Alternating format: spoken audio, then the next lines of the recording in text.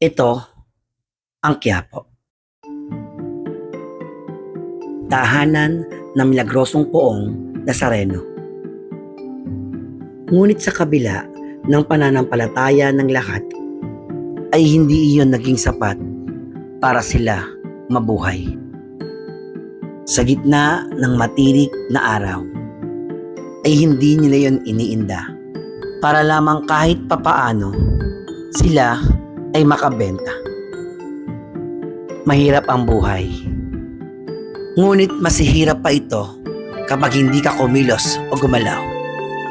Dahil naniniwala sila na wala ring saysay ang pananampalataya kung hindi ka rin naman magsusumikap.